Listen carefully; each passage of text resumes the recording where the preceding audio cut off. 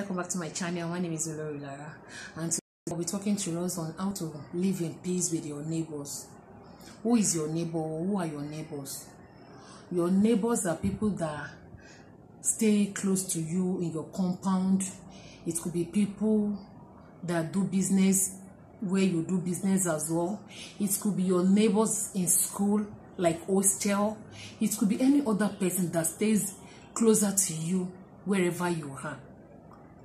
And there are a lot of ways in which we can stay in peace with each and everybody that stays close to us. You enter into some compound, you see people not greeting each other, you see people abusing and fighting, quarreling each other. You even see some parents even warning their children not to be friends or not to play with other children in the compound. All these kind of things are just uncalled for. There are a lot of ways in which we can stay happy and we can stay in peace with people that we live around with. And number one of them is that you could actually be friendly without being friends. You could be friendly. Good morning. You greet your neighbor. You go out, you come back, you greet them. You show courtesy, even without being friends. And everybody will just live happily. Another way is that you can just be respectful. There are some compound where we have elderly people. They might not be your parents, they might not be your siblings, because still demand that you show respect. Even to people that are of the same age with you. You have to show respect to other people around you. Some people will tell you that respect is reciprocal. The way you do to people is the way people will do to you. But the thing is that you just have to be respectful to either the old or the young. Just be respectful. Do what you think are necessary. Things that you know that you don't want people to do to you, you don't do it to other people. And there are some things. There are some other ways that we can actually be in peace with other neighbors, like in a compound where probably maybe the pumping machine is faulty and they call other people to come and contribute in order to get the machine repaired. You don't have any other choice in as much as you stay in that compound and you make use of the water in the compound. You just have to be part of the people that will contribute. You don't tell them that, and when last did you repair the machine that something is getting faulty again? Is nobody's doing. When others are contributing, you also contribute. And if eventually you don't have money as at the time something needs repair, it's something you can just tell the people in the compound. For now, I don't have money. Probably if another person can pay on my behalf, by so time I will pay. Not that because you are not having money, you not turn it to quarrel. And when last did we repair the gen, and when last did we repair the engine and things like that. It's just uncalled for. These are the kind of things that cause problem in the compound. Because naturally, there are some people that they can't just carry bucket to go and fetch water outside. But for the fact that you can do all sort of things does not mean that you now put other people in that condition too. So when others are contributing for other things in the compound, you just have to be part in as much as you stay in that compound with them. Another thing is that you apologize when you know that you are wrong. In most times, you can just be wrong in some things in the house. There is no way. Even couples, siblings, colleagues in the office will quarrel for one thing or the other. But when you know that you are wrong, you got to apologize. Saying sorry does not demean you.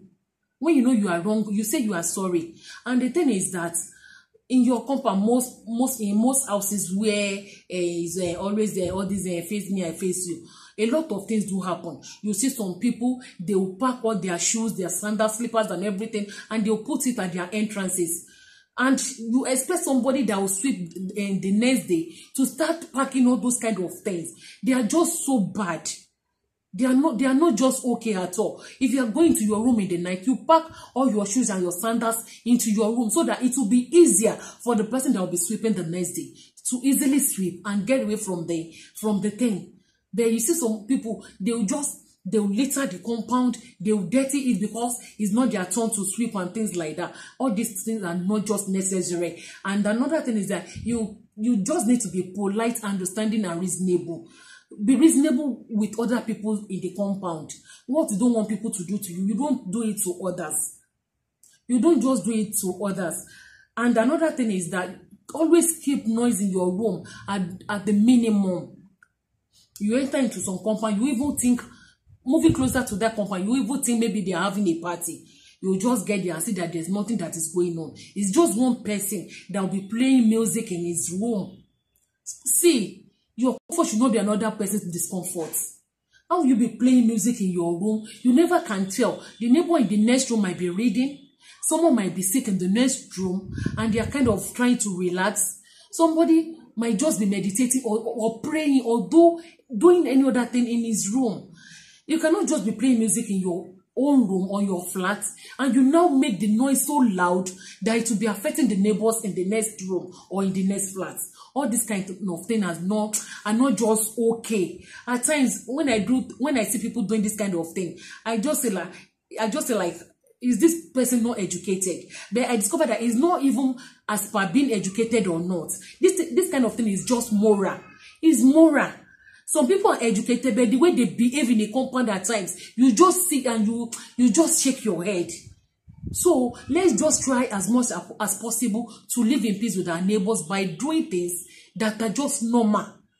By doing things that you think and you believe that they are normal and they are not causing discomfort to other people in your compound. Another thing is that just keep your pets in such a way that they will not cause havoc in the compound.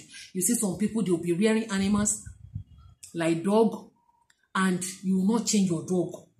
You will not put them in their cage. You just lose them. Where you have other co-tenants, when we have neighbors, and for someone coming in, it will not become a problem. They have to call you on the phone, please come and change your dog, or kind of things like that. They are just so bad. Or you see a kind of house that you'll be rearing something like maybe cats, and your cat will just enter into another person's room or flat, and you see people running out of their house, out of their rooms. It's just uncomfortable. You don't allow your pets to cause havoc in the compound. You keep your pets very well. If you are the one that like cats, keep them in your room. Train them in such a way that they will not enter other people's house. If you are the one that rear dog, keep your dog very well in their cage, that they will not be causing problem in the compound. Where we live, we just have to be in peace with other neighbors.